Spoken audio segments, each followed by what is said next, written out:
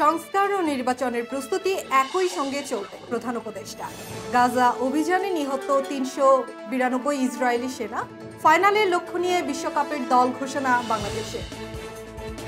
Master মিডিয়ার দুপুরের সংবাদে আপনাদের সবাইকে আমন্ত্রণ জানাচ্ছি। আমি জারিন নাজদিন। শুনছিলেন শিরোনাম, এবার বিস্তারিত।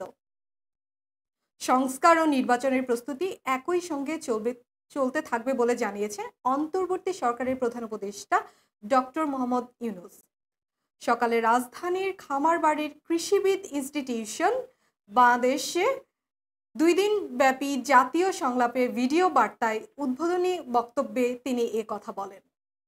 ফোরাম ফর বাংলাদেশ স্টাডিজের আয়োজনে ঐক্য, সংস্কার ও নির্বাচন বিষয়ে এ জাতীয় সংলাপ শুরু হয়। ডক্টর ইউনূস বলেন, নির্বাচনের প্রস্তুতির কাজ মূলত নির্বাচন কমিশনের। নাগরিকদের নির্বাচনের তারিখ না পাওয়া পর্যন্ত এই প্রক্রিয়া সময় দিতে হয় না, কিন্তু সংস্কারের কাজে সকল নাগরিককে অংশগ্রহণ করতে হবে। এবার আন্তর্জাতিক। ইসরায়েলি সামরিক বাহিনীর তথ্য মতে মধ্য গাজা উপত্যকায় লড়াইরত অবস্থায় অমিত লেভি নামের আরও এক রিজার্ভ সেনা নিহত হয়েছে।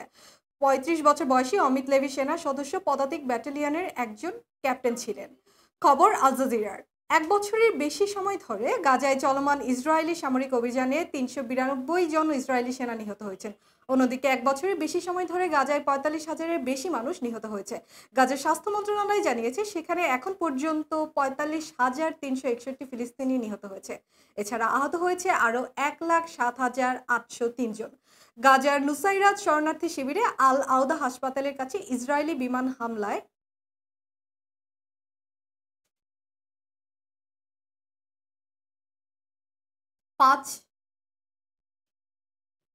5 সাংবাদিক নিহত হন। আল কুদস টুডে চ্যানেলের সাংবাদিকরা একটি সম্প্রচার ভ্যানের ভিতরে বসে হাসপাতালের নিকটবর্তী ঘটনাবলী কভার করার সময় ইসরায়েলি হামলার শিকার হন। এবারে খেলার খবর। ক্রিকেট। আগামী 18ই জানুয়ারি মালয়েশিয়ায় অনুষ্ঠিত হবে অনূর্ধ্ব-19 নারী টি-20 বিশ্বকাপ, যে বিশ্বকাপের সামনে রেখে 15 সদস্যের স্কোয়াড ঘোষণা করেছে বিসিসিবি। যেখানে মেয়েদের লক্ষ্য টুর্নামেন্টের ফাইনালে খেলা। বিশ্বকাপে খেলতে যাওয়ার আগে শ্রীলঙ্কার বিপক্ষে 4টি টি-20 ম্যাচ খেলে নিজেদের প্রস্তুতি সারবে বাংলাদেশ। এরপর ওড়াল দেবে বিশ্বকাপের উদ্দেশ্যে, যেখানে দারুণ কিছু স্বপ্ন দেখছে বাংলাদেশ। যে স্বপ্নের কথা জানিয়েছে নারী দলের নির্বাচক সজল আহমেদ চৌধুরী। দল নিয়ে নিজের প্রত্যাশার কথা জানিয়ে সজল বলেন, আমাদের দলের সবগুলো দিকই বিবেচনা করেছি। ব্যাটিং বোলিংয়ে বৈচিত্র্য আছে, বাঁহাতি spinner, fast bowler, leg spinner আছে, ভালো অলরাউন্ডার আছে।